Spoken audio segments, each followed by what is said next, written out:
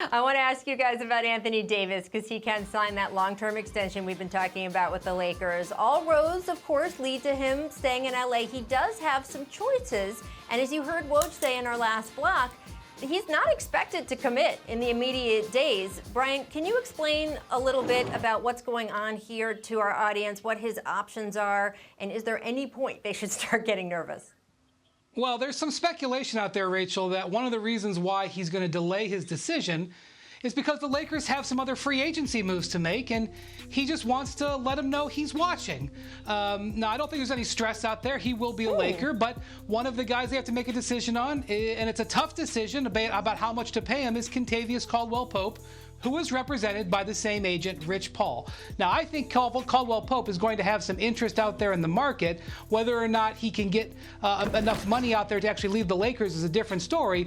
But this is somewhat reminiscent of when J.R. Smith was a free agent back in 2016 in Cleveland, represented by Rich Paul, and LeBron took his sweet time over that summer before signing. Now, having said that, LeBron did sign before J.R. Smith did.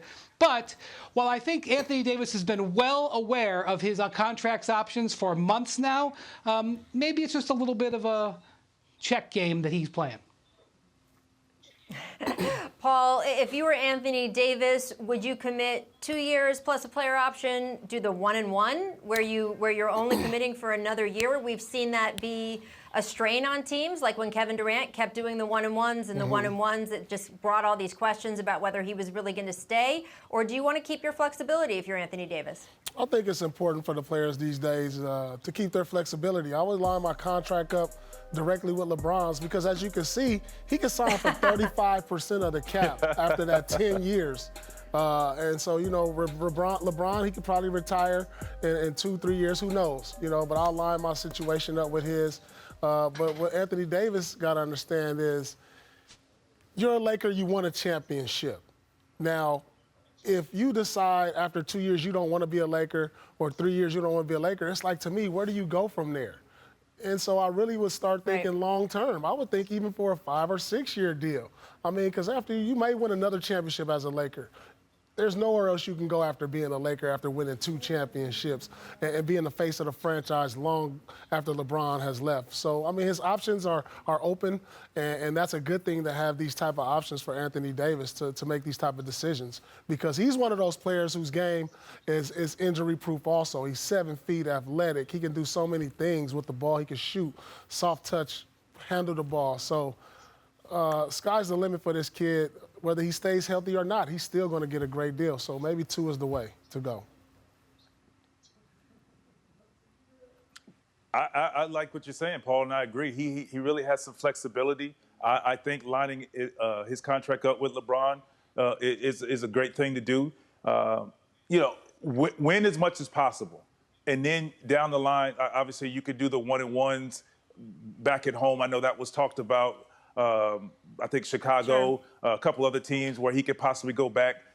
He could do his 1-and-1s then. But right now, you want to win as much as possible. And he can make a lot of money on a very good team with the chance to win another championship, back-to-back possibly. So I think right now, I don't walk away from that opportunity. I mean, I think, you know, at the end of the day, he's going to be a Laker. And that's just, they're just giving all these, you know, just doing, like you said, playing the game a little bit. Yeah, I know I'm signing there. I'll sign later, you know, just for the drama, you know. What's life without a little bit of drama? And by the way, Paul, I know that you have your number retired in Boston. Right, exactly. I know, Paul, you have your number retired in Boston Garden, but you're clearly always an LA kid if you're saying, what could you possibly want besides playing for the Lakers? I mean, that there's not even a consideration of another team. That's the most LA thing I think I've heard you say in a while. I do want to move on to the Sixers, going to live here after basketball anyway. Yes, for sure. And he had a house here before he even came to play for the Lakers. I want to move on to the Sixers, guys, because they made trades to acquire Danny Green, Seth Curry on draft night. So, Brian, what is Philly's next move after what they have done to address their shooting concerns? Because they at least opened up some space on the floor here. Yeah, and by trading Al Horford, they also opened up some room on their books. They were facing pretty significant luxury tax penalties, and the Al Horford trade gave them some airspace, and so they now can, dip their toes into free agency. But of course, that's not what you're asking about. What you're asking about is, are they going to trade for James Harden? I'm asking about James Harden, friend. Yes. These trades really don't help improve their asset base for Harden. It's not like the Rockets are like, oh, they have Danny Green. Oh, this is something we're interested in. Most people in the league believe that if they're going to get serious about James Harden, it's going to take putting Ben Simmons into the deal. Now, Daryl Morey has not made any indication at all that he is willing to do that, and he has been very clear as he's talked to the media about how valuable it is to have two young superstars in their prime. But if James Harden wants to go to Brooklyn, the way to trump any Brooklyn offer is to put in a player that Brooklyn can't match. And so that's what we're going to be paying attention to. It could be weeks, it could be months before something like this would happen. Vince, would you do a deal if you were the Sixers, and would you do a deal that included Ben Simmons to get James Harden with Joel Embiid? It's just a tough question. It's what are you looking for? What do you want out of your team? And I think for Houston, first of all, let me say they're doing it right. If you're going to let somebody like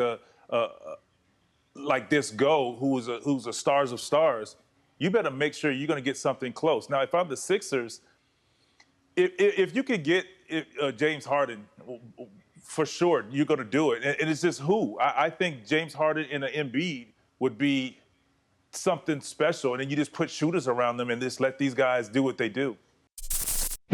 Thanks for watching ESPN on YouTube. For live streaming sports and premium content, subscribe to ESPN+.